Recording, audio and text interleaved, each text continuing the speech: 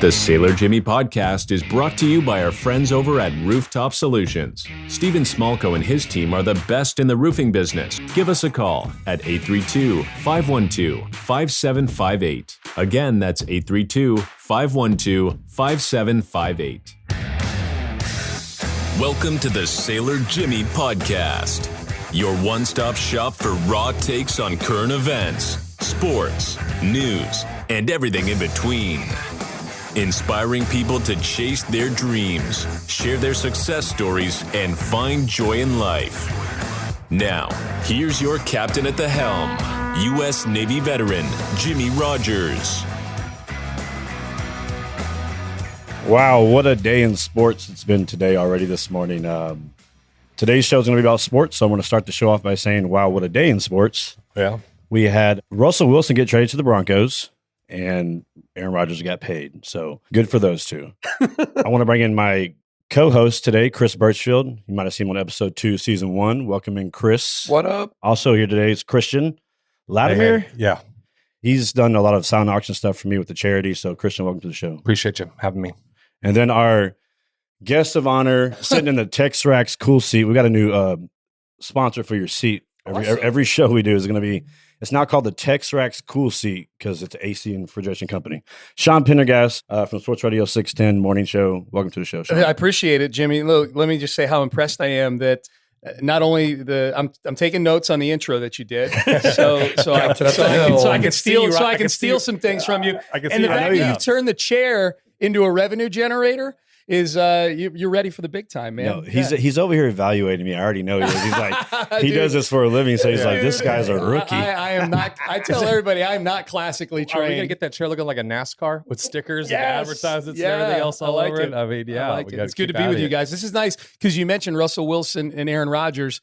This is literally like this happened. The Russell Wilson thing went down like less than an hour ago.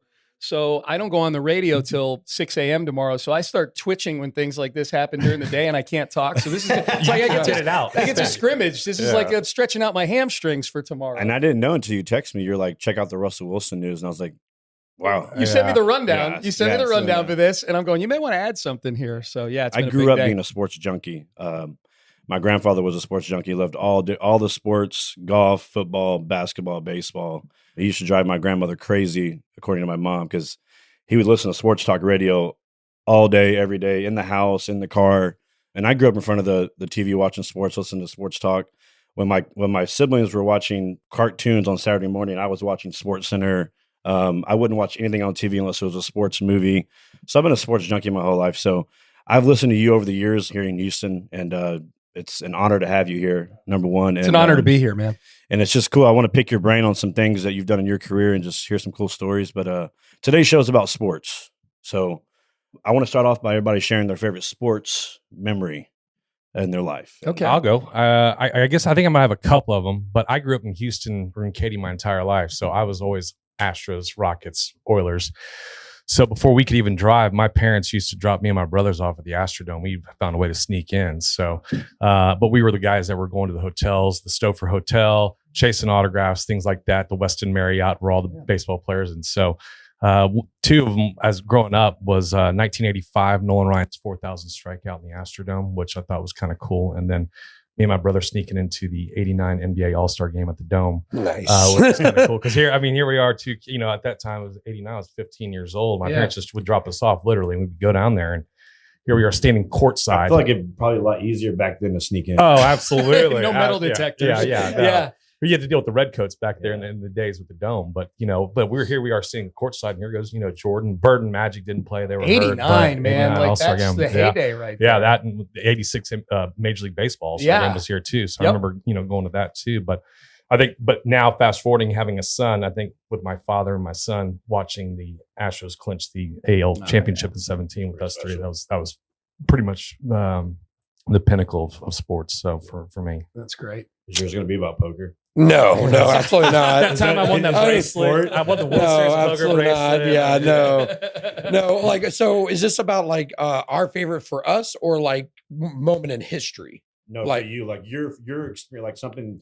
Okay. Yeah. So for me, it would be the 2017 Astros World Series. Yeah. A lot of people that have already been on the show and listened to the show. We actually lost. He was my mentor. We lost him early on in 2017. Diehard Astro fan, and after he passed, his fiance actually gave me his baseball cap, Astros hat that he wore every game, and his favorite bar was Tailgaters off of 242. Okay. And so we all got there for the last game, and we get the final out, and all of a sudden just tears and all this kind of stuff. But like that's always been my favorite moment for me, for sure. But sports has like a way to like transcend, so like it's bigger than people and all that kind of stuff. And just real quickly, like one of the things that I will never forget is when D. Gordon hit that home run 2 days after Jose Fernandez passed away. Yep. Like that is seriously like I get chills thinking that was the only home run he hit that entire year. Yep. That's wild. And he stepped up to the plate on the wrong side of the plate as an ode to him. And then just on a 2-0 count, just only home run of the year. Something more powerful. Yeah, he's crossing the plate we can't explain. And just crying. It was just the absolute coolest thing in the world to me. So I know I went off. No, you're good. That's pretty cool. Yeah, I'm sure you have a million different stories. Well, I come at it from different perspectives. I mean, I've got a lot of stories, obviously, from my broadcasting career. But as far as like being a fan goes, I think I'll give you one before moving to Houston, then I have two from being in Houston. I moved to Houston in '94. My one before Houston is still the best one to this day in my life. And it was one of those things that in the moment, I remember turning to my buddies and saying, I don't know that I'm ever going to be at a better sporting event than this. And for those who don't know, I went to the University of Notre Dame. I graduated in 1991. So I was there. My sophomore year was Catholics versus Convicts. Oh, wow. The 1988 game against Miami. I still get chills just even talking about it, but Miami had just slapped Notre Dame around for a few years before that. And Notre Dame had a really good team in 1988. They wound up winning the national championship. They went undefeated, but Miami came in and they were big, bad Miami.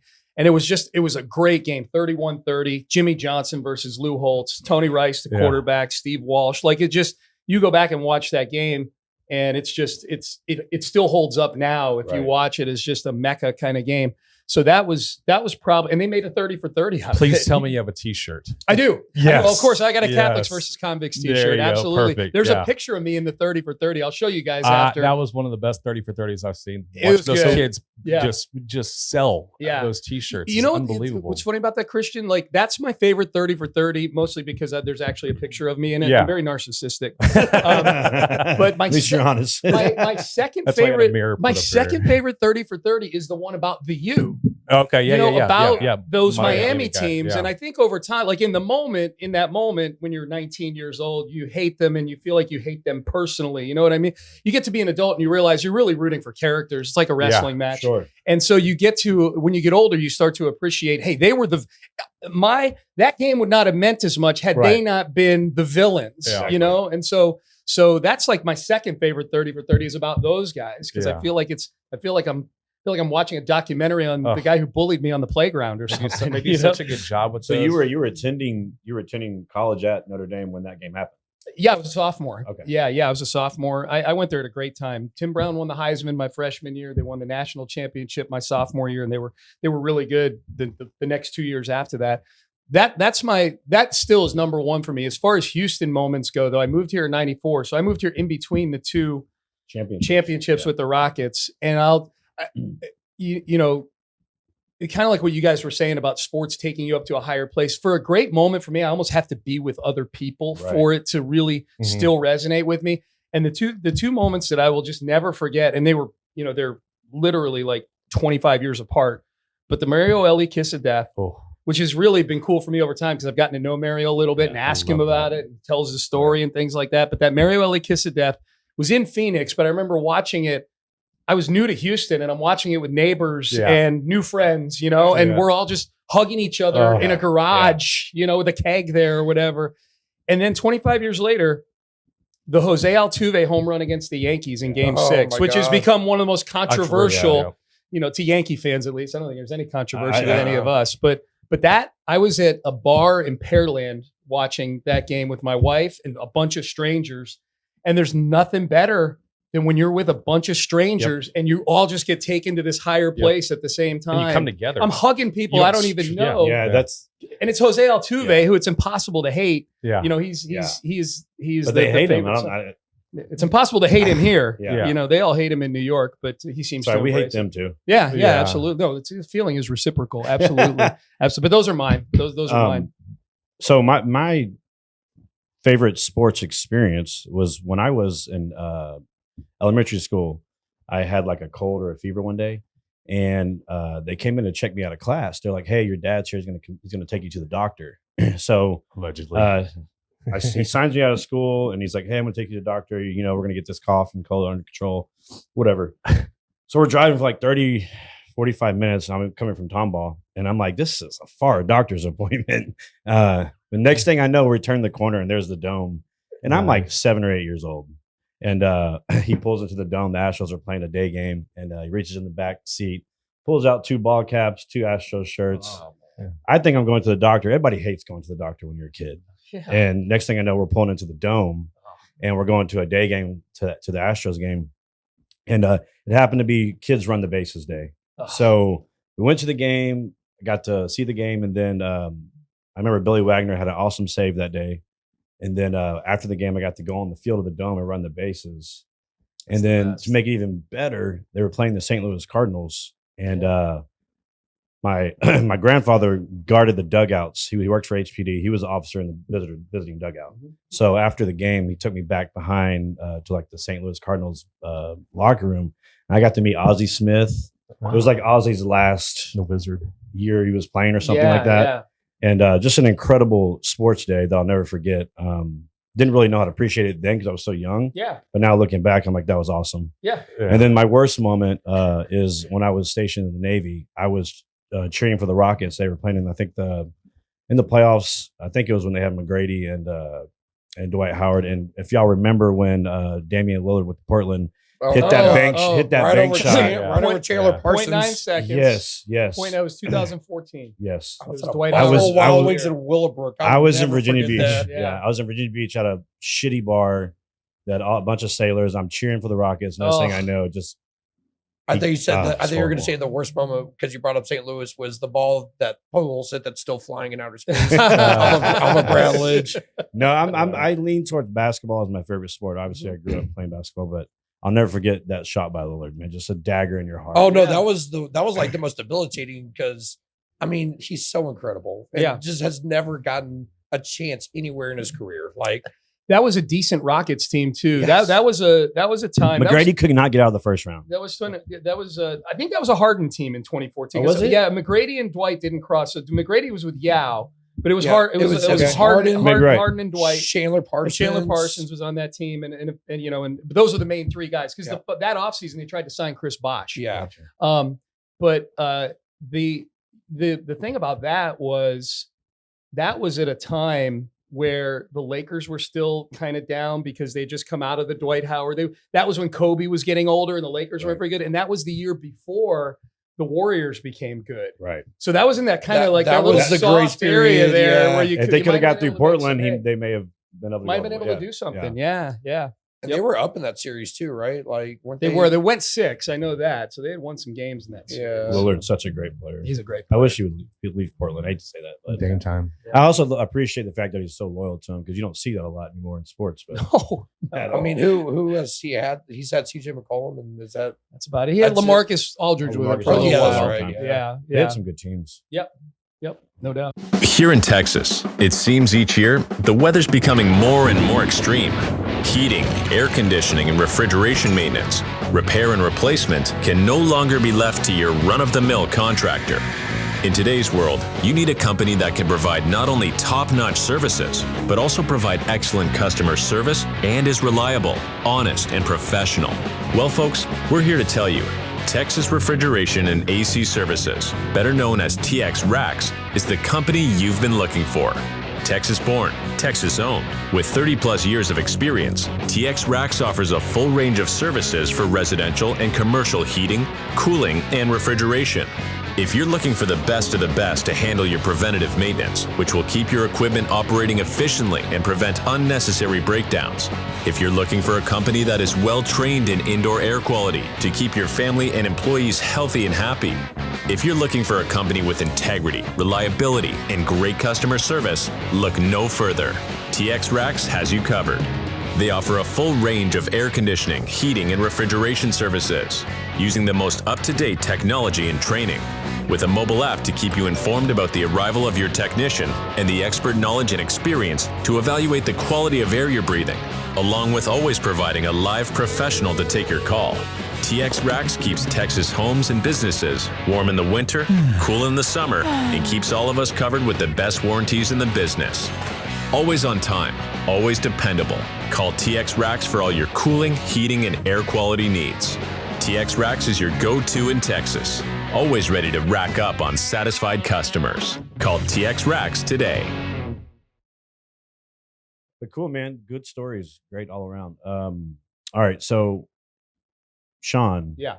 your story is very intriguing and inspiring and many different other things. But I just realized a few days ago that you got into the sports talk business being a caller in 2 sports talk shows. Yeah. So just give us a little rundown on how you got into to hosting your own sports radio show and got into the business. Sure. Yeah. It's a unique story. When I get asked sometimes to go to different colleges, communications classes. And one of the things that they always ask, and you're supposed to ask it, the students, they're like, so tell me, how did you get into, they ask you that question with the idea that I'm about to hand them the blueprint for how they can get into it. And what I always tell them is my story is you're not going to execute the same story I have to get into radio, but there's elements of it that there's things you can take out of it to maybe go chase that. But, so I that's my preface to, it's a weird story. But I was a caller to the Jim Rome show.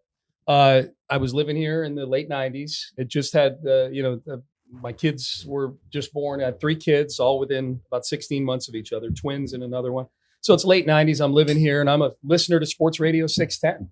P1 listener, listen to John Granato and Lance Zerline in the mornings on 610. I'm in my late 20s. Jim Rome comes to Houston, on 610. He Not to interrupt you, but didn't Jim Rome start his career kind of the same way? He was a caller. I don't know if he was a caller or not. He studied radio. He went to UCSB, Cal Santa Barbara, and studied radio. He may have been a caller. Yeah. He would have been a good caller, I'm sure. Yeah. But he, at that time in the late 90s, his syndication was beginning to start to boom a little bit. But Houston was like one of the first big markets outside of LA that he had. And the show was like nothing I'd ever heard before. It's very unique. And in fact, so much so that a lot of people here in Houston were calling 610, like, what is this that I'm listening to? It was so different. The jungle. It was very different. I remember listening to it and I remember going to his website, and there was a section on his website where it highlighted the callers. Yeah. These are the legends that call the show. And I'm thinking, boy, I used to call sports talk radio, like when I was living I grew up in the Northeast. So like Mike and the Mad Dog up on WFAN, like that was what I listened to growing up. And I'd listen to other smaller sports talk shows, and I would call in. I'd call in even before I was at an age where you're supposed to call in.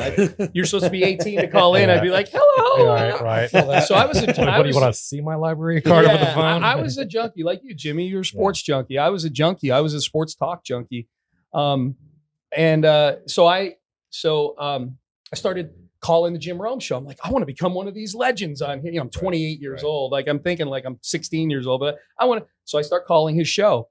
And did you have a name like Larry and Stafford or no? I was like just Sailor Jimmy. I was Sean in Houston, but it's funny you say that because I was Sean in Houston, and I had a really good call one day. If you guys listen to Rome, if you had a good call, you rack them.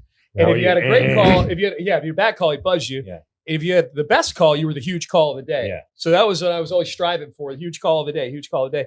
And one day I had a call about Tiger Woods. This is right around the time Tiger won his first Masters. And Tiger had gone on Barbara Walters or Oprah or something and was asked about his ethnicity. And they said, what ethnicity are you? He said, well, I'm part Caucasian, part Black, part Indian, part Asian. I guess you could say I'm a Cablinasian. And I thought, okay, well, that's a weird thing. So I called Rome and had some take about the word Cablinasian. I forget what it was. But for whatever reason, Rome dubbed me Shawnee the Cablinasian after that. I was the Cablinasian. That's awesome. Yeah, so that was my nickname, was Shawnee the Cablinasian. I didn't pick it. He did. Yeah. I was Shawnee the Cablinasian. All I took that for is it was like a sign that I was a good caller. Like, wow, he glossed me, like, this is great. So I was calling his show. Anybody who knows the Jim Rome show is familiar with the Smack Off, which is his annual thing where he invites the 30 best callers and you run your mouth and the best one wins the Smack Off. Well, I won that 5 times. 99, 03, 05, 06, and 07. I won it.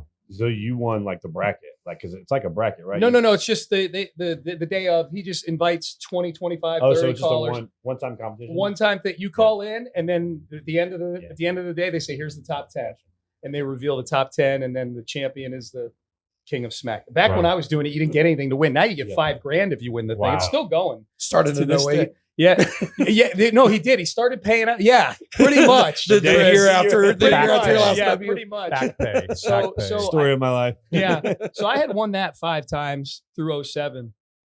So how does this lead into me getting my own radio show? Because that whole time I'm calling, I was in sales. Yeah. I was that's what people need to understand. Like I wasn't in radio. Right. I was a listener. Right. I was in sales, in telecom sales. I helped start up a company in 1997. I was the sales arm in Houston for that company. In 2001, I got promoted to area sales director for that company in Denver. I actually had people reporting to me. And then in 2004, I moved to Chicago where the headquarters is, and I'm VP of sales for the company. Wow. So I was actually like, I was actually an executive for a telecom company while I have this dual life of calling the Rome show, in his car in a parking garage, penis jokes and things like that, right? So secretly going on break, right? But here's, so here's kind of right. I'll go out to the car and make my phone calls. Yeah. So I was a very successful salesperson. What's funny is by about 2005, 2006, I was miserable doing what I was doing. Like I kept rising in my company, but I was miserable. And the weirdest thing was I had regretted about 2005. I really regretted not trying to get into radio when I was much younger. When you don't have kids, you don't have mortgages, you can go do things like that. And if you fail, you fail. Right. So I was really regretting it. One day in 2007, February 23rd, 2007, I get called into the CEO's office of our company. And he says, "Well, today's the day. We just sold the company." I said, "Okay." He goes, "Okay, well, we don't need you." And he didn't say it this way, but we don't need you anymore. Yeah. Company's buying us, has a VP of sales. Here's your severance package. Last thing we need you to do is go call the directors that all work for you and tell them the same thing I just told you. Oh, wow. So that was my last assignment was to go tell people like, okay, you're done. Yeah. So I go back to my office and I start calling. I had 7 directors that reported to me. And one of them I called up, worked here. I was in Chicago at the time, worked here in Houston. His name's Joe Garza. And, he took the news. He took the news fine, but he said to me, "Hey, you still keep in touch with people over at 610?"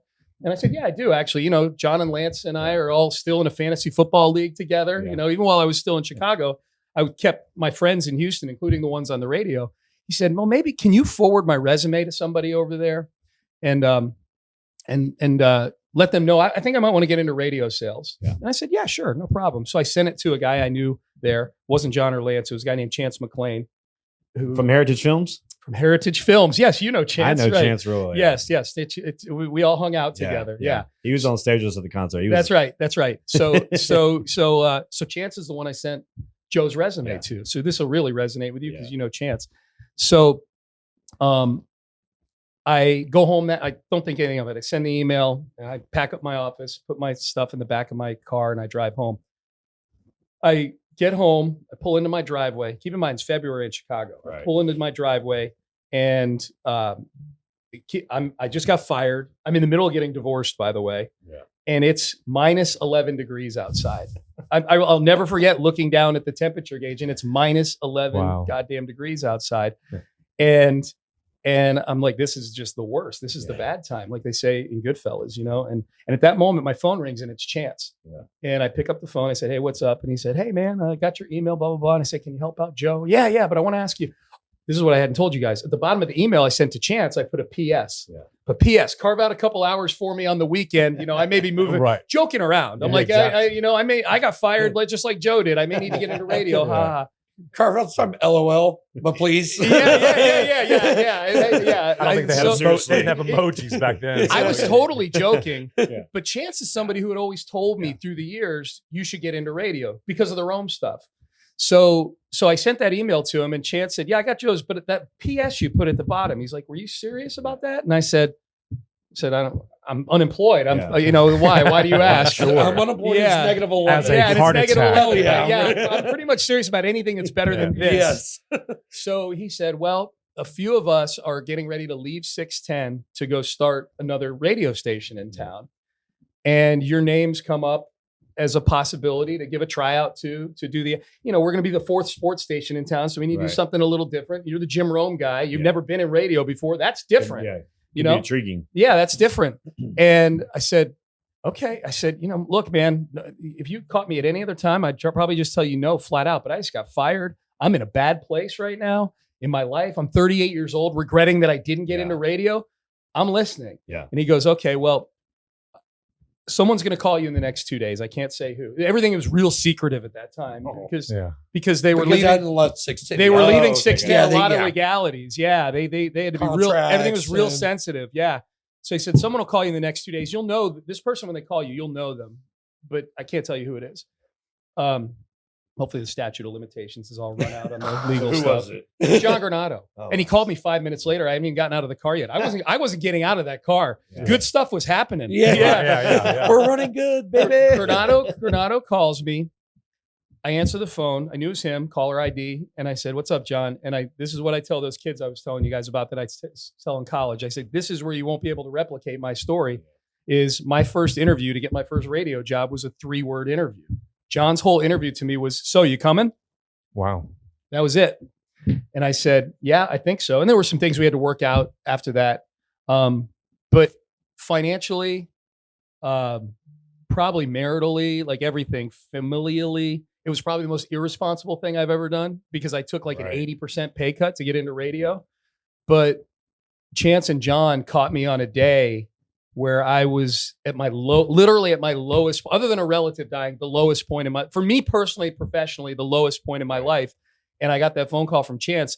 And when you've been regretting not doing something for 2 years, and it's an industry where you think, I'm never going to get a chance to do that. They don't hire 38-year-old people to do a drive time show in Houston. I mean, granted, it wasn't for one of the big stations at the time, but so ultimately I said yes. I moved back to Houston. There was a lot of negotiating with myself that went on because my kids at the time were 9, 9, and 8. And they weren't coming to Houston. My ex-wife was not moving back to Houston. She was a real estate agent, still is a real estate agent in Chicago. They were going to stay in Chicago. I was going to be in Houston. So there was going to be a lot of broken glass. But what I told myself was, if I don't say yes to this, I'll never forgive myself, for one thing. And if I suck at this, I'll give myself 4 months. The station was going on the air in August. I said, I'll give myself till January 1st, 2008. Station was starting up on the air in 2007. I said, if I suck at it, I know John Granado will be honest with me. Right. He will tell me I suck at it. If I suck at it, then I'll just move back to Chicago and get into sales. I can get a sales job. Right. So yeah, 15 years later, here I am. I preach all the time about like how life changes in a day and all this kind of stuff. But, imagine that you don't put the PS at the bottom of that note. And then they call you on that day where it's -11. And you just, all those things. Everything just rolled into one. And now here you are. All those things. It's almost like it was your calling, though. Like it was, I don't know. I mean, I believe in God. I think, it could have been God interfering in your life and saying, hey, this is what you're destined to do because you've been successful at it. You got to try it. And if that's the case, he was also saying, I'm not going to make it easy on you. Yeah. You're going to have to make some hard decisions. There were a lot of peaks and valleys along the way, both, for personal peaks and valleys, professional peaks and valleys. I realized, I say fairly early on, it took me a couple of years. Those first 2 years after we started that station was so much fun because it was a bunch of people who were just together for one common cause. Like we were a renegade station and it was really a lot of fun. It wasn't sustainable for a lot of reasons. And that's about 2010, really about the time when they let Chance go. Right. That was really the day because Chance was the program director there, and he was a big champion of mine. And just personally, I really loved the guy. When he got let go was the day that I sat down and said, okay, I got to get over to SportsRadio 610. That's the big station in town. That's where I'm going to be able to make the money I was making before. So I literally sat down and started writing. These are the things I wrote down. These are the things that I need to do to get over to 610. Go find the program director at every Texans game in the press box and shake his hand and say hello, ask for advice. So you just became relentless on social media, trying to build my own personal brand, things like that, and relentless in networking. Well, and like a lot of, I tell people all the time, like some of the success I've had, even getting connected with Jacob Martin, the Texans, and different things I've done. It's always been me just like having the courage that most people don't have, right? So the worst answer I can get is a no. Yep. Like even asking you to come on the show or asking other people to come on the show, like maybe they'll say yes, maybe they'll say no, but if you don't try, Yeah.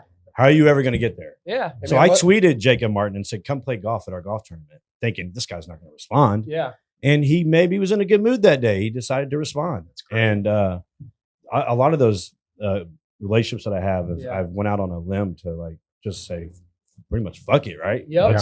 Let's try it. Let's see what happens and roll the Absolutely. dice. What's our buddy Cody Johnson say? If you got a dream, chase it. Yeah, A man. dream won't chase you back. That's you know. that's True. 100% true. Yeah, that's what I tell my kids this all the time. Everything is sales. You know what I mean? Like everything is Everything. sales. Everything is sales. The first impression you make on somebody, you're selling yourself. You know, like so you've got to be on your toes. Everything is sales. And Well, the first time you met me, I was taking a shot at tequila, I think. and I said immediately, He's like, this is a my guy who's making a great Right. first impression. Yeah. Now, yada yada yada. Now I'm on your podcast. Yeah, exactly. Yeah. Sorry to So I interrupt. knew we would connect right away. But part of sales is not only making a good first impression, but finding out when you get that opportunity, when you're talking to the program director of a station you want to be at, ask good questions. Yeah. Find out what it is that makes them tick. What's their points of pain? How can I help with that?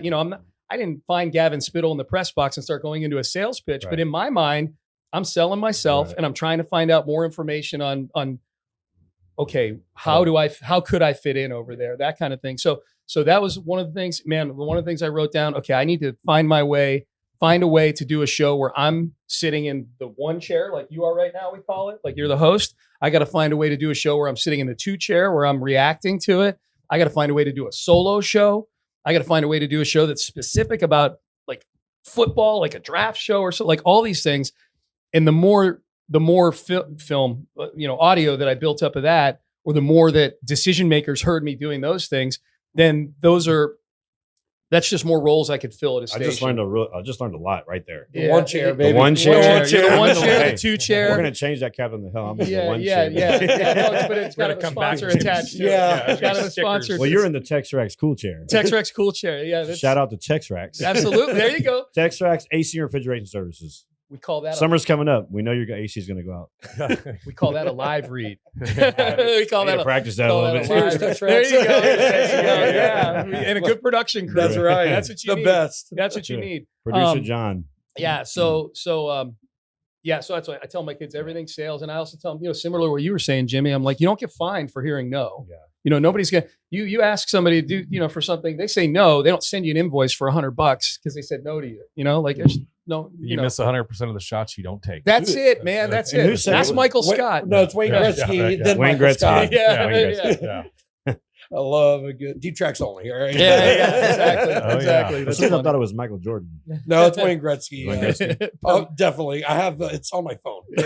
Wayne Gretzky, Michael Scott. Per Michael Scott. Yeah, by proxy. Yeah. Well, So that's my it's a long story of how I got there, but it's a unique enough one where I like telling some of the details because hopefully people hear something like that, and maybe you're not trying to get into radio, but you hear something like that, and there's little nuggets you can. Well, I take away appreciate from you it. sharing it because Yeah. part of what we want to do on this show is you heard it in the intro. You don't just hear Captain of the Helm. We want to inspire. We want to hear people's stories Yeah. that inspire other people. And I've had thoughts in my head over the years because I'm a sports junkie about what would it be like to be a sports talk host. I can't get hired at 6'10", but I can come do my own podcast. Absolutely. So I mean, Yeah. there's new opportunities in this day and age. If you want to do something like in America, you can do whatever you want. Put your mind to it. No doubt. Well, and especially in this 100%. That's the Yeah. other thing I tell people all the time. I said, man, this isn't like the old way. I'm proof that it's not like the old Yeah. way of getting into it. You know what I mean? Like before to get into the position I'm in before the internet, there was really, there's probably a few ways to do it, but the way 98% of the people did it was we go to school for radio or communications. We go work in a tiny market and then a small market and then a medium market Yeah, and then a work big your way. market. And then you try to get to the best station in the big market and you try to get into morning drive on that best station in the big market. That was the path. Now I was a caller, like now if you want to start doing radio, you want to start doing something audio, you want to start creating content, Yeah. do what you're And doing. that's really what this is. It's Yeah. content creation. It's building a Absolutely. brand. So, Yeah, absolutely. but it's also therapy. I don't know, like getting in a room every once a week and just talking to friends or getting to know people better. yeah, Like I forget all of my other responsibilities right now and everything I have on my plate, and I'm just having good conversation that's with great. good people. So I look at it as a form of therapy. That's good. That's good. He called me good people. Wow. We won't speak on that. I'll take it. I'll take it. You are a good person, Thank Christian. you. I appreciate You've you. done a lot for me. I appreciate you a lot. Thank you. I appreciate you. Well, cool, man. That's a great story. Thank you. So today's show is about sports. So we're going to talk about some hot topics in sports today. Your boy, Kris Burchfield, is a huge Packers fan. I'm Diehard. a You are? Packer fan, Okay, yeah. is today a good day for you? As well, Well- it's complicated. As a fan of the organization, I think it's terrible. Okay. As somebody that placed a lot of future bets at 15-1 before he made his decision, I love it. Okay. Can I just You bet on it 15-1. I got it. Yeah. okay. So you made money. Well, no. I'm saying like I got 15-1 on the Super Bowl. He's sitting Oh, and then okay. winning Like- the Super Bowl. Yeah, because I got a bunch of people at 15-1 because if he leaves, it goes to 18, 20, 22, and he's drawing Way dead. more than Packers that. are drawing dead. If he Yeah. leaves, it's a dead Yeah. ticket. Yeah. Right, for Yeah. sure. But if not, it's plummeting. By the end of the day, I bet you Okay. Circa has at 8.5, 9-1. I knew there was something I liked about you, Chris. I like that. That's good. That's So I found it a little middle of the road, got some love action on it. I love that. I love that. Okay, but you're not an Aaron Rodgers fan, it sounds like. Huh? No, I am. I really am an Aaron Rodgers Oh. fan, but I got to worry about the organization after the next 3 to 4 years Yeah, well, I mean, Because of the money? because of the money. Yeah. Like after Aaron leaves, and he may not even play that fourth year. Like Right. let's be honest. It Like, may just be that he's- it parks he's a some of the diva. signing bonus. I think he's Yeah. one of the best ever. I He's got love the that greatest guy. I arm, do too. but best totally- accuracy. he's I'm like- super biased. Yeah, Best accuracy I've ever seen in the entire league. yeah. If I wasn't a Texans fan, I'd be a Packers fan. Or an Yeah. Aaron Rodgers fan I for sure. love Yeah. Aaron I just Rodgers, love- but the organization's in trouble after these 3 years. Yeah. He did look. He's not afraid to stand up to what he believes in, man. Yeah. And I I- respect yep, that a yep. lot. Yeah. A lot of people want to play the role of Pat McAfee. I mean, he's a face of an organization. Yeah, on the Pat. I mean, Oh, I love Pat McAfee to begin with, and that whole Tuesday segment is so great. It's for really me. good. McAfee's incredible. He's Yeah. one of my favorite sports guys Yeah. out there. Yeah, Like he's- he's so funny and he's entertaining. incredible. real quick. Yeah. Did you ever meet Jim Rome? Yeah, a couple times. Yeah. So I met Jim a couple times. In 2003, I was living in Denver at the time. He offered me a job. Oh, nice. Yeah, he offered me. That was when he got Rome is Burning. You guys remember Rome Yeah, is yeah, Burning? yeah, It's a yeah, yeah. TV show on Mhm. ESPN. He had just gotten that. They Is just that the signed one him. with Chris Everett? That that was was- like in '94. That was Okay, before well, Rome okay. became That was on really a big. Fox- Okay. No, that was on ESPN too. Yeah. But it was before that. I mean, that was my first impression of Rome. Was Yeah, I saw was that. like I didn't know who really he was. He early was on. he was a local host in San Diego or Okay, LA, and he Chris. got this show on ESPN, and it went huge viral. But in 2003, when he got Rome is Burning, he offered me a job to move to LA to write for him. Right. Just the timing wasn't right for me. I was still upward in my career, and moving to LA on what they were offering me would have been, we would have been living on Right. wheels. Oh. Right. Well, he So lives in Irvine. Over I don't- there. Yeah, That's far. That's right. expensive. Yeah, Expensive. in the Badlands. So, Yeah. so and then again in 2007, when it was announced that I was moving to Houston to take a job with Gow with 1560, it was in the Chronicle, and someone must have forwarded it to him because he called me personally to congratulate me, but also to say, hey, I didn't even know you were trying to get it. Like Yeah. when we last left it, you Yeah. said no to a job offer. Like I didn't even know you're trying to get into radio. And I said, yeah, I sort of, and he left the door open to working for him. And he's always been very, very good to me. I feel like I don't know. Does he write all of his own stuff? No. Yeah, because some of his Yeah. stuff is just.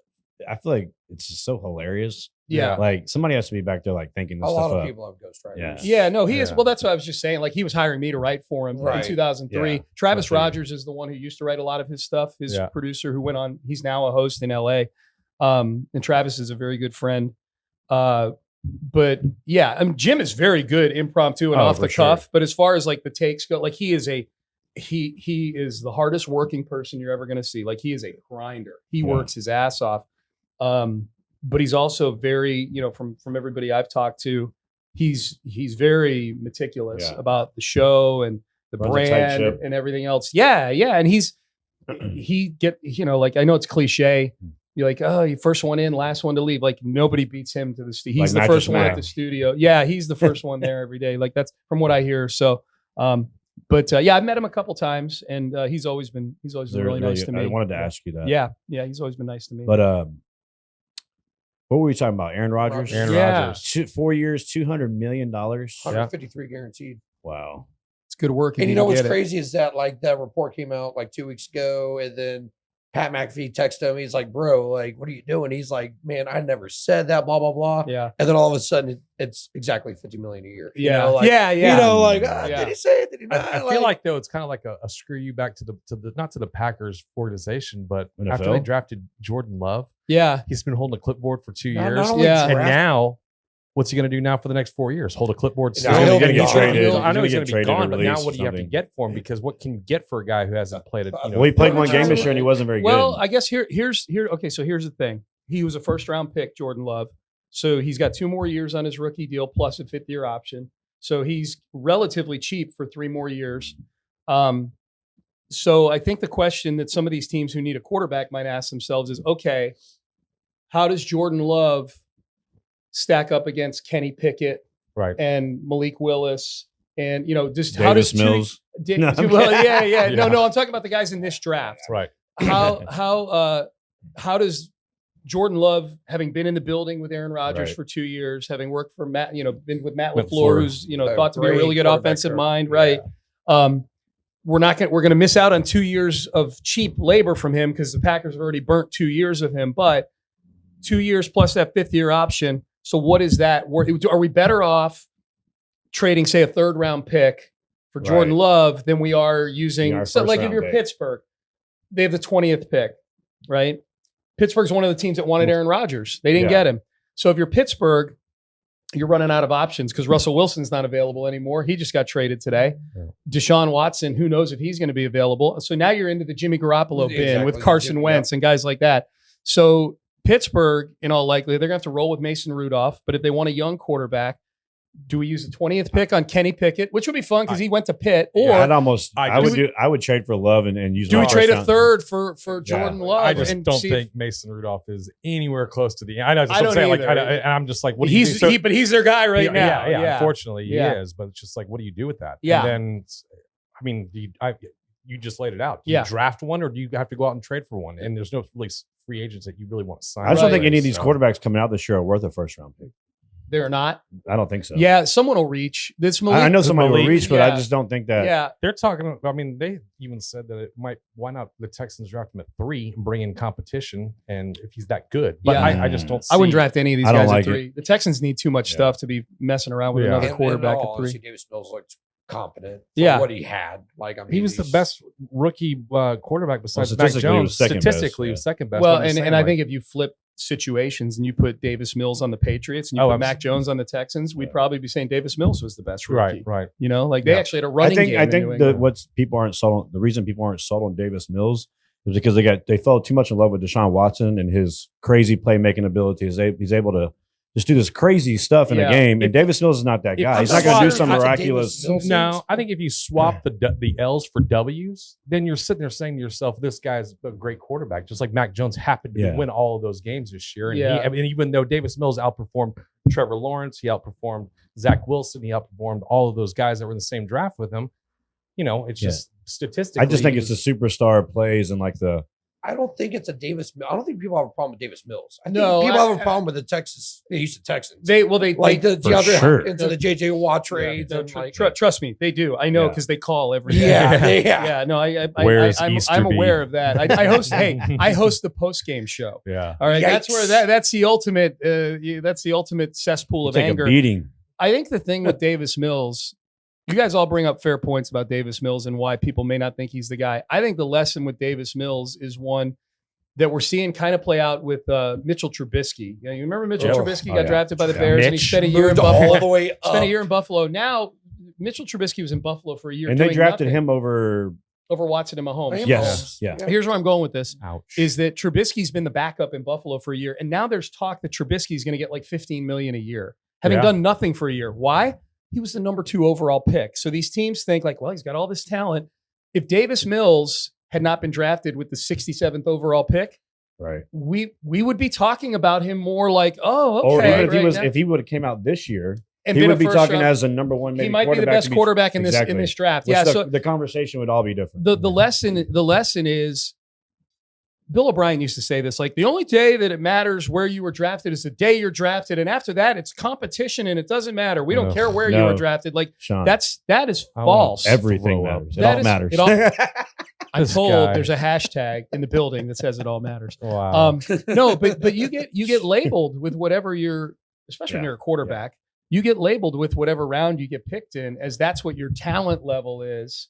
And so Davis Mills, like almost by definition, has to do more to prove himself. I hate that about sports, by the way. What's that? Like these, like this unwritten rules and like these like narratives that come out based on because you're a third rounder, not a first rounder. Yeah. If you look at the Hall of Fame, like people can't be a first round ballot. Like Andre Johnson was the best player, in my opinion, on that ballot. No doubt. But he can't be the first. He can't be a first ballot. Why? Why can he not be? Yeah. Why have we created these different rules that really aren't rules, but we're just making them up as we go, and then people have to stick to them? Yeah. Come on, man. Let's go in a different direction. Yeah. Let's change it up. I mean, it's interesting. I hate that. The draft thing. No, you're absolutely right about the Hall of Fame. The draft thing is a little bit different. I think what happens with the draft thing is that when guys get picked high, there's more invested in them. So they're going to get more chances. Right. And there's this sort of chicken and egg thing that goes on with general managers, that if they're picking somebody in, say, the top 15, they're going to keep giving them chances because they the higher they get picked, the more they have to try to look right. So they have to say all the right things in the media too. But wouldn't Yeah. the same? Could you say the same thing for a guy like Davis Mills? Because you didn't draft him so high, do we have to put that much attention to him to where maybe we can bring in another quarterback for competition? Yeah, I don't know. Yeah, I mean, it's a fair. Like, did Davis Mills do enough to warrant them not taking a quarterback? I don't know. Like, look, nobody expected Caserio to take Davis Mills when he took him. That was their first pick in that draft. That was third rounder, right? So I think everything's. This I know about Nick Caserio, and Seth and I have interviewed him a bunch of times, and we've talked to him a little bit privately as well. He's looking at everything. Like he's looking at quarterbacks with that third pick. He may not use it on the quarterback, but he's looking at it. When you talk, I was dying to talk to you about this today. Sorry. When you talk about Nick Caserio as a GM, okay, and I know us fans shut up and well, we could be a GM. I could do it. I'm not trying to be that guy. But I don't know. Bill O'Brien kind of made us all feel that way. Why? Yes. Okay, we've all been in bad relationships, right? I mean, I'm going to be very transparent. My wife and I went through a very hard time. We were separated. We had the divorce filed. We were going to be completely divorced, and we were able to save our marriage through dialogue, talking. Right? Yeah. I've listened to 610. I listened to everybody else's takes on the whole Deshaun Watson thing, but I just don't believe that there's no possible way, especially with Lovie Smith being hired and the connection to having a black coach there, and black athletes want to help black coaches succeed. Can they not get in a room and just talk and just see? I mean, if they haven't done that, then I just feel like that's terribly wrong. Like there's no hope is not gone until he's actually gone. Yeah, and I think that if there's a way, I mean, is he trying? Or is a white flag? Is who trying? Like Caserio? Is he? Oh, it's Caserio. Okay. Is he getting what Lovie's going to say? Hey, like Lovie, you talk to Deshaun. Like I would be trying to do everything I possibly can to keep that guy here. It's interesting. I don't know. My answer is I'm not sure if they're talking. I know that Nick has talked to Deshaun. Deshaun was in the building during training camp and throughout the year. He went to the building and worked out all the time. So it's not like they don't bump into each other. And my guess is that Deshaun and Nick don't have a bad relationship. I don't think Deshaun looks at Nick Caserio as the cause of any of his problems. Deshaun looks at how the franchise was run and maybe kind of how they arrived at Nick Caserio. Like apparently Deshaun may have had some issues with that process. If Jack Easterby gets fired tomorrow, do you think Deshaun decides to stay? I would guess no. Is he really that big of a problem that Deshaun's like, if Jack's here, I'm not here? No, I don't think it's Jack. I think it's ownership. I think it's probably a lot of things with Deshaun. Who knows how much of it is the legal situation too? Right. Deshaun knew about the first lawsuit before the season was even over in 2020. So who knows how much? Here's the problem: Deshaun hasn't said a word publicly since January 4th, 2021. So it's been 13 months since he's spoken on the record. So we're all guessing, and his representation has really clammed up over the last year also. Like the only person that's doing any talking on behalf of Deshaun is Rusty Hardin. So it's really hard for us. Rusty. So we're all R.I.P. So we're all kind of guessing in a way. But as far as the answer to your question, Jimmy, like, okay, why can't they get in a room, hash it out? I think two things that would run. I mean, it's a great question. Like, are they better with Deshaun than without Deshaun? Of course, they're better with Deshaun, right? I think if I'm looking at reasons why that can't happen, even if Deshaun were to want to stay, okay? If Deshaun doesn't want to stay, then it's not happening. But the reason I asked is because as a fan, it's like the GM, like Nick Caserio or Cal McNair, they can't be transparent with the fan base. Okay, all you have I just want you to tell me that you did that. Yeah, like because I want to know if that's happened. If that hasn't happened, then I feel like you're doing a disjustice to the team and the organization. Yeah, just come out, Nick Caserio, and say, "Hey, look, we got in a room with Deshaun. Me loving Deshaun, we sat down. Yeah, we tried every avenue to resolve this, and we can't come to a conclusion. So let's move on."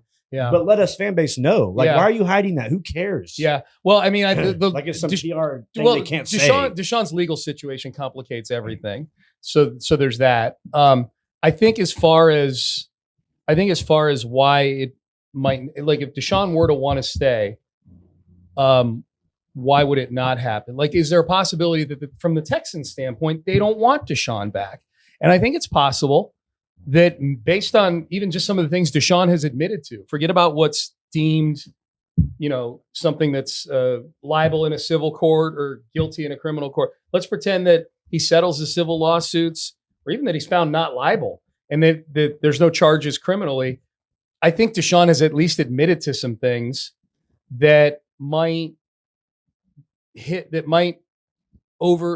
jump the Texans' threshold for what they view as conduct that we want our quarterback engaging in, right? So they may be out on Deshaun, even if Deshaun wanted to come back because of his behavior. Yeah, it's bad PR. But whoever he goes to, we can all agree on this.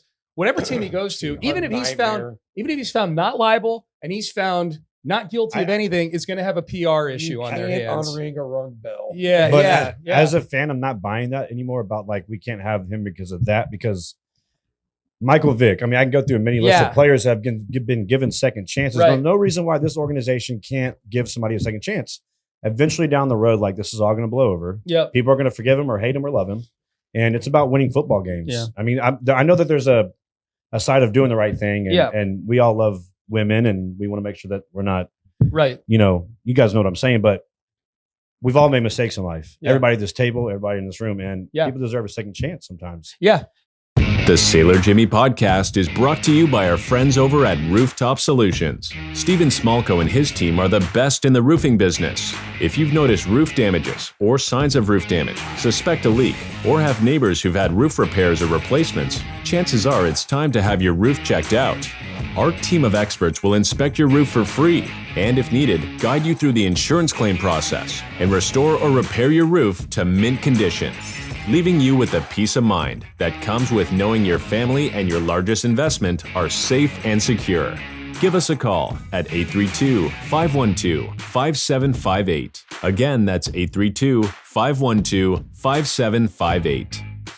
Yeah. There's a lot of people that agree with you. There's a lot of people that take the total opposite. If he's remorseful, do you think the Brian Flores situation had anything to do with the fact that if the Texans had hired Brian Flores, that there might actually be maybe more of a realistic shot of getting Deshaun back? I don't know, because I've heard conflicting reports about how tight Flores and Deshaun are.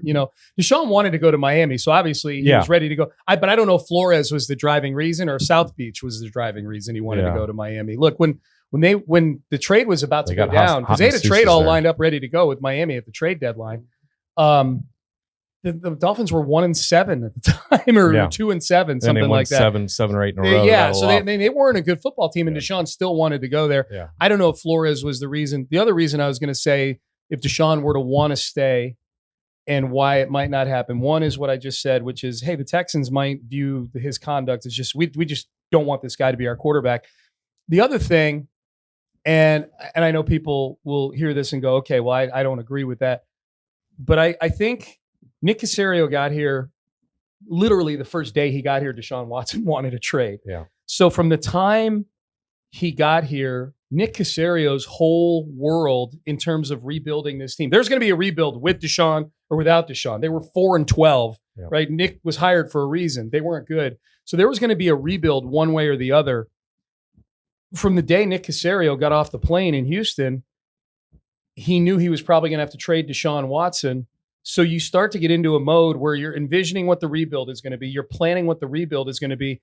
And you're doing it with the mind of, okay, eventually we're going to have 3 extra first and 2 extra seconds for Deshaun Watson. You do that for enough months, You sit there and say, this is how we think it's going to be. And you start to sell yourself and talk yourself into, hey, this is actually a way that might work. Hey, this might actually have been something we should have looked at, even if Deshaun didn't demand a trade, because we were in such bad shape from O'Brien and Easterby and what they did. How does the Russell Wilson trade today affect what the Texans might think that they want to get for him? Because they got Locke, Fant, and one other player. They got 2 firsts, 2 seconds, and a 5th. Yeah. And then the Seattle only gave up Russell Wilson and a 4th. And a 4th, yeah. So now looking at that haul, do the Texans sit there and think, well, we got to have at least 3 players, 2 firsts, 2 seconds, and a 5th, or what are they thinking now? Well, I think I don't look at the 5th as being consequential, and I don't look at Drew Lock as being consequential. Like Drew Lock got thrown in because he's not going to play now because Russell Wilson's he there. beat the Texans. I know. And Noah Fant was awesome in that game too, and he was in the trade. Yeah.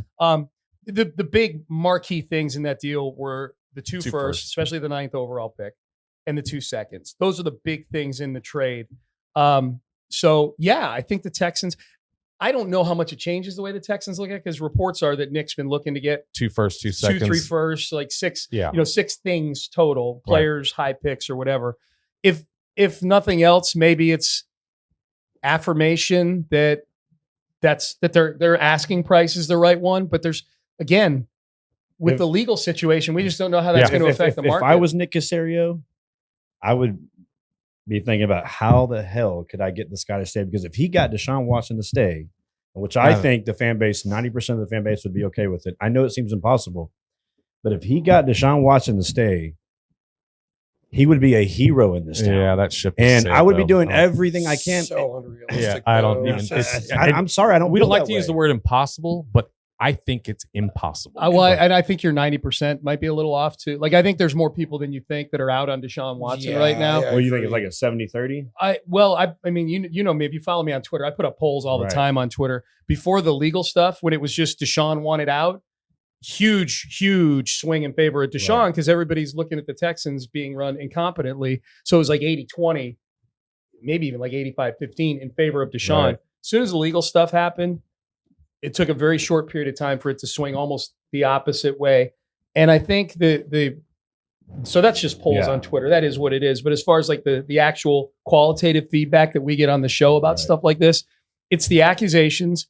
But I think it's also, over time, and maybe this is Houston just getting banged up because so many athletes have wanted out of here over the last 2 years. Mm-hmm. But I think the fans in this town are starting to really kind of build up a chip on the shoulder of like, if you assholes don't want to be here, then go screw yourself. Yeah. And I think there's that feeling with Deshaun. That combination and the shipping away of the superstars.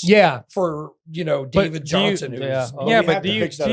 But do you really blame any of these Texans that want to leave? Like, everybody talks about how JJ Watt talked to Deshaun Watson.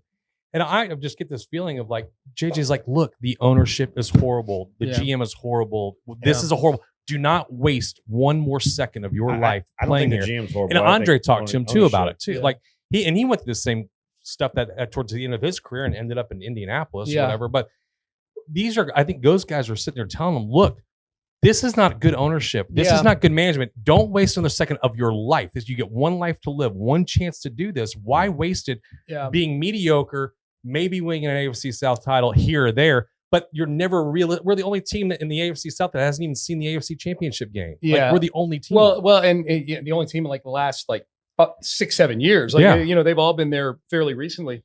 Deshaun's already in that spot you're talking about. So there's no other sales pitch it needs. But if you're talking about other players, like, let's say that they get the first pick next year and Bryce Young is the odds-on first overall pick. Does somebody get to Bryce Young beforehand saying, you need to make sure you need to pull an Eli Manning and make sure. I don't know that I agree with what Jimmy said. The GM's not incompetent. I think Nick Caserio knows what he's doing. I agree. I don't know if he's going to be a good GM. The good GM part is, do they get the results on the field? But like Bill O'Brien didn't know what he was doing. Nick Caserio knows what he's doing. And I'll just say because we got to wrap this up soon. I do think ownership is blind to the fact that Jackie Easterby needs to go. I do think Nick Caserio is doing a good job for what he's done so far with what he's had. And I think he deserves a little bit longer chance to see what happens. But I understand the narrative around the Texans because they've created it themselves. But at some point that has to change, and it's going to be done through making good decisions, good draft picks, and putting a winning product on the field. But as a fan, like, we're going to end up with a bag. I'm not going to sit around. head I'm not going to like go they around do and just in keep bashing the Cleveland. organization. I want to change that narrative. Well, But, here's what I would say. Here's what I would say about anybody who feels a certain kind of way about ownership of the team. There are a lot of NFL teams where the fan bases have felt like the ownership has not been competent or not capable ownership. All ownership has to do is make a couple of the right hires, and that can change everything. Exactly. You know, that Or fires. or fires. Yeah, or fires. Like you have to. The job of ownership, to me, the job of ownership, and I don't think these things are necessarily equal, 1/3, 1/3, 1/3. But my feeling on ownership has always been that you're there to do three things. You're there to make good hires. You're there to be very generous with the purse strings, and you're there to have an organization that is a foundation of the community that you're in. Right. Let's face it, with most fans, that third one is probably the least important. They want good hires and they want open purse strings because that's what results in good football. Ultimately, people want to win. But I think that third part does matter. I think the Texans check that box. I think Cal McNair checks the box of somebody who spends money. Nobody is spending more money in the world, it feels like, to pay people to not work for his franchise this year than Cal McNair. And I say that, like, I know people laugh. He's paying Bill O'Brien right now. He's paying Brian Gain. He did just update the facilities last year with He's when they invested were a losing team. a ton of Is he stuff. still paying Rick Smith? He just stopped paying Rick Smith. You laugh. Like he paid Rick Smith for a few more years. What about my boy Chris Olsen? I don't know if Chris Olsen. Do you know Chris? I do. Chris is a great guy. He's in Atlanta right now. Chris is a great dude. They may still be paying Chris. I don't know. They're still paying, to my knowledge, Brian Gain, Bill O'Brien for sure. David Culley, $22 million. They What a have great gig. they that have was. God. they have $35 million in dead money on the cap for 2022. So that's $35 million that they've paid already to get to Whitney Merciless and to, guys who are on Randall Cobb, guys who are on other teams from their old signing bonuses. So Cal will spend money. Like that's to me, the laziest take on the Texans is, well, as long as their season ticket sales, or as long as the stadium's sold out, that's all they care about. They care about winning. It's just they've made a lot of really bad decisions over the last couple of years. So hopefully Nick Caserio is a good decision. Hopefully Lovie Smith and not hiring Josh McCown winds up being a good decision. And then from there, hopefully Nick is making good decisions. Because at the end of the day, Cal's not a meddling owner. Like Cal hires these guys, and Cal does not.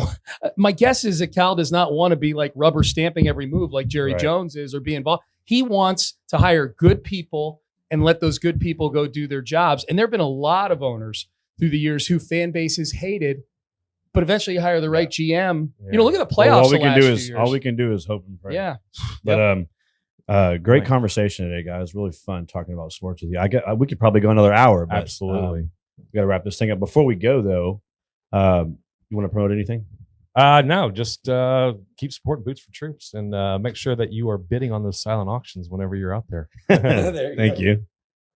March 24th, the Texas Prime Poker Championship starts. $5,300 buy-in, $2 million guaranteed.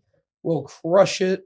First is going to be like $500,000 down at Prime Social off of Westheimer. Good friends of Boots of Troops. They did a charity tournament, donated all the winnings back to the charity. So much love to those guys. Starts the 24th and runs throughout the weekend. Yeah. Shout out to Prime Social. Sean, you want to? Yeah. Your morning show? Sure. Monday through Friday, 6 a.m. to 10 a.m. Sports Radio 610. Listen on the radio. Download the Odyssey app. AUDACY is how that's spelled. You can listen on the app. I do a Sunday show on CBS Sports Radio from 1 to 5 p.m. Central Time on Sundays at Sean T. Pendergast on Twitter. I'm on all the social medias, Sean Pendergast. And that's about it, man. I appreciate you. And Boots for Troops, man. I mean it when I say it's really an honor to get to do this podcast with. I really respect all the great stuff you're doing for the troops, man, and everything that you've done, for our country and everything else. This is it's really cool to get a chance to do this with you, man. Well, I appreciate that. How do you put up with Seth Payne every morning? It's like taming a savage beast. Yeah. I love Seth. Yeah. I love doing this. He's like full of energy. He is, man. My favorite part about Seth Payne, real quick before we go. Yeah. When he got into it with Josh Ennis at the that was so funny. Yeah. I thought Seth Payne was going to literally rip that dude apart. Yeah. I'll have to come back on and tell some more stories at some point. Forget about my personal story. I'll come on and just tell radio stories. Yeah, right. That was in Minnesota. I'll do this quick. That was in Minnesota. And I was in afternoons at that point. And at the Super Bowl, most of the time I get up early, even when I was doing afternoons, but the Super Bowl, you're usually out drinking with somebody the night before. So I was getting up a little later than usual. And first thing I would always do is, pop my phone on, pop open back then it was radio.com app, Odyssey app now. And I turn it on right in the middle of that whole thing. And I'm like, this is just two people yelling at each other. Like, what is going on? Like, this is crazy. And then the next thing I knew, it was up on Deadspin. I'm like, okay, I'm like, okay, that was a. Ennis he's a kind of I don't know. I won't talk about him. But anyways, thank you guys for being here. Thank you guys for coming on and talking sports with me. I want to promote real quick. This show airs on March 22nd, so we'll be about a week away from the second annual Appeal for a Purpose Crawfish Festival. Tracy Lawrence. Hockley, Texas. Tracy Lawrence headlining. Shout out to Moffitt Services, Scaffam, North America. Our show sponsors, Rooftop Solutions and Texrax. Thank you guys for sponsoring the show, and we'll see you next time on the Sailor Jimmy Podcast. Thanks for listening to the Sailor Jimmy Podcast. Be sure to subscribe on your favorite podcasting platform so you never miss an episode. For more information or to connect with Jimmy, check us out on the web at SailorJimmy.com, on Facebook at Facebook.com/SailorJimmyTX, on Instagram at SailorJimmyTX, and on TikTok at Sailor Jimmy. We'll see you next time.